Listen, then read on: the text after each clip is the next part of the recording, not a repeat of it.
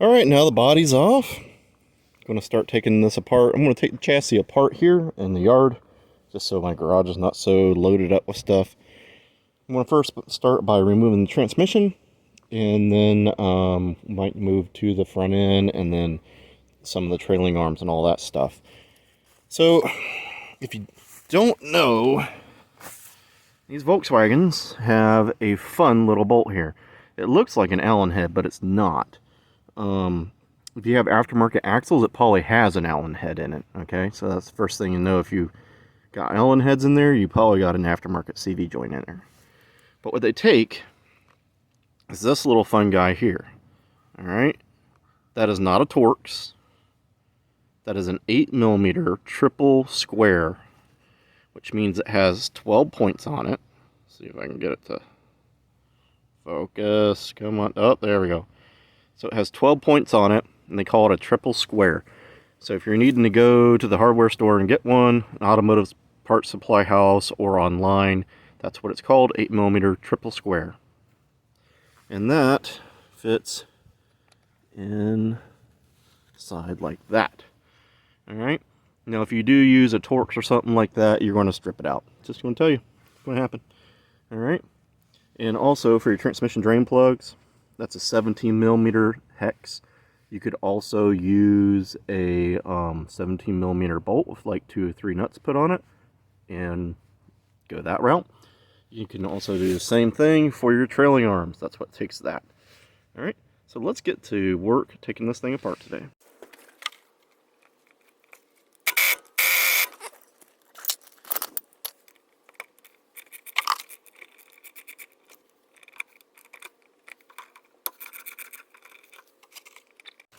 Alright, got those out. That was not as fun as you'd want it to be. Those rubber boots are really old and hard, and getting the tool in there at the top and bottom angle is kind of a fun ordeal. But so the axles are out. Alright, and I guess this is turning into a how do you remove your transmission video. Obviously you remove the motor. This would be a nice exposed view. You're not going to have that in your car. But get your, I'm going to tell you this, key is to loosen all the CV joint bolts before you take any weight off the wheels. Because once you do, the transmission, like if you take the outside one off here, and you go to undo these, this whole thing will just spin. Even if it's in gear, because it's not a lock differential. Alright, so take all the bolts loose before you take weight off the car. Once you get them all loose, then you can jack it up and do whatever you want. Alright, or put it in gear with the e-brake on. Next, take your transmission ground strap loose. This one is right here on a later model. The earlier models have it coming from a bolt on the bottom of the nose cone area here, going to the transmission mount. This style has 2 bolts like that underneath that you'll have to take loose. And 2 bolts on the frame horn back here, right here, and right there. The size of those depends on the year. I think 27 for early model bugs, and I think these are like 20 or 22. I can't remember. Next thing, you also need to take your clutch cable off. There's a little wing nut on here. There is a slot in here. If you can get a screwdriver up there with no motor in the car, obviously, you can put the screwdriver in the end and then spin the wing nut to take that off. Once that's off, shift coupling. Alright, I've already took mine off, but it's just this little square nut. There might be a piece of safety wire on there you'll have to nip off. Take this little nut out, slide the coupler towards the front of the car, put the nut back in there so you don't lose it, and you'll be ready to pull it off. So, since it's so easy, I gotta do it now. Alright, got the transmission unbolted. I'm going to slide it back. I think I already did a little bit there. But take it all the way off. And then I'm going to start getting all the stuff off the pan, because I'm going to take these pans off and don't need all that garbage on there. And then we'll probably take the front end off. Alright, boys and girls, so we're here trying to clean up the pan. I'm going to be cutting and welding in these areas here, so I need to get rid of the tar board. And I've done before trying to scrape it with like a chisel or a screwdriver. I just found the faster way is to use one of these multi-tools. And I have a bimetal blade in there, but it's wore out. That one's done. It's almost turned into a scraper. It still has a few teeth left, which is nice because I flipped it on its back and it just starts chewing in it.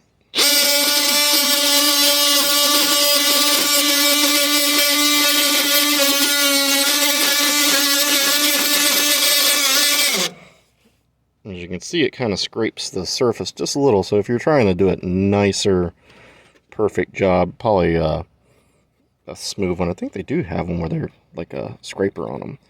But anyways, figured that's a quick little tip. It's doing a pretty good job. Got to do around to the other side so I can start working on this.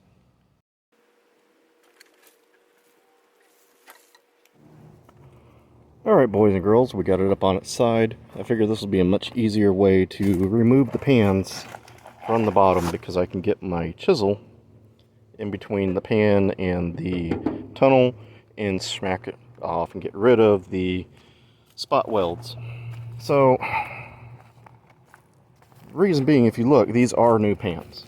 Alright, they are new pans. They are not the highest quality pans. These are the ones that are like coated with zinc or something, I don't know. These are not the best brands, and if you look, they had all the bolt holes off. See, they had to drill, booger out all the holes, right? Part of that has to do with the way they did this. So, what I always try and do is to keep this back channel, if at possible. If it's good and solid, keep that. That will help you locate your pan. Alright? You will have to remove the jack point, and you'll have to drill out all the spot welds along here, along your new pan.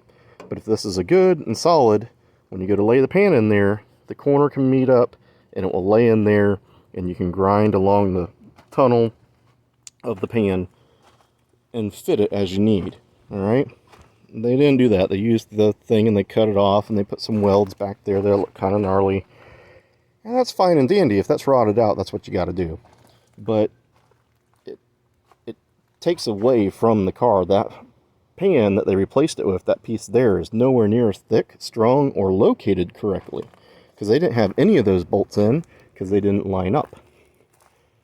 And as you can see, these bolts did not line up either. So that's just they wallered that one out. That's just a little tech tip. If you're going to do pans, keep that. Get rid of the jack point. It's useless. All it does is wreck your heater channels when you jack up the car. You can tell the bugs have been jacked up multiple times because they get an arch in their heater channel right there. So I always cut those off, get rid of them. You're going to put your little floor jack that you got right there. Anyways, nobody carries the stock jack and uses it. I wouldn't even trust them. So anyways, we're going to pull these pans off. I'm going to try my best not to ruin them because they are still good to somebody else, you know. I will have to cut where they welded it. Here, they welded about every 3/8 of an inch or more along here with spot welds. Right there, right there, right there, right there, right there. All along. And then they put silicone over it. It's not even seam seal, or it's silicone. So that will be fun. That's why I'm coming from the back side. I think it'll just be easier. I'm forced to use those back rails because the pans I got are from Flat Out Custom, and they are made to drop in here. They don't have the back rail because you should leave that if you can. Alright? At least in my opinion. You know, I mean, if they're rotted out, then you got to do what you got to do. But you can't see it on camera, but this one's square. It's 90, this angle right here. And that one over there has this big swooping curve, and it's not lined up right. So anyways, that's what we're going to do.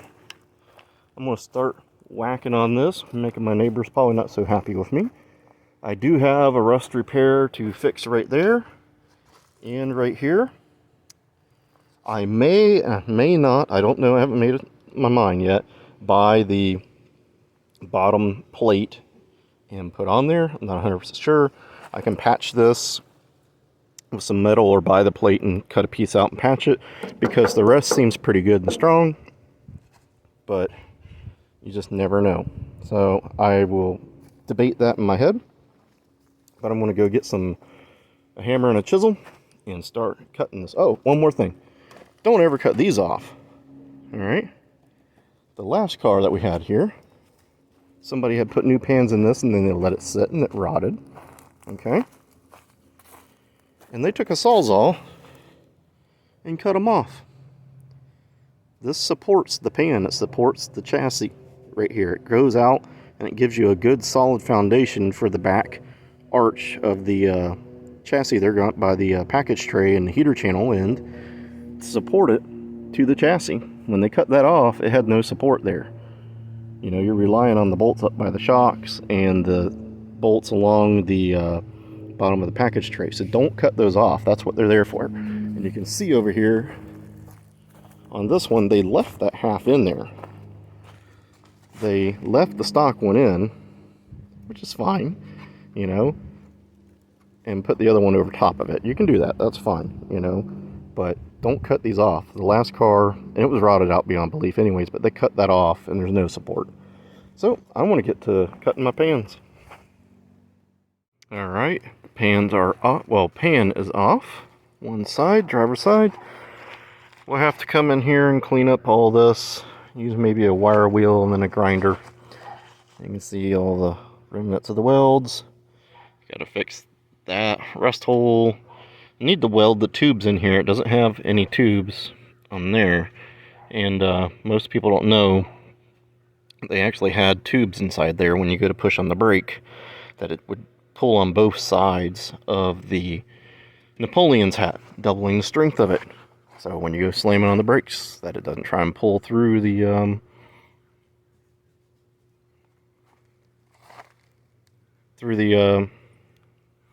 metal there. Sorry, I'm just looking at my dogs. They're playing around, wondering what they're doing. So I'm going to get the other one off, and I'll see if there's anybody out there that desperately needs maybe a patch panel or something out of that. You might be able to reuse it. I don't know. You know, it's got quite a few little spot welds where that flange was. If they'd have done it like every inch, you know, a little tack or something may have been a little more useful. But I still got to remove the rest of this. I might see if I can just get this panel and just redo this, because I want this to look nice, not only be functional and correct, but I want it to look nice. And when you look under here, having the stock pan there just looks garbage. So I'll probably look into that, see if I can even get one of those. I don't even know. So anyways, boys and girls, don't forget to like and subscribe. Get out there, get your projects done. And those dogs, they're having fun. So you should too. See y'all later.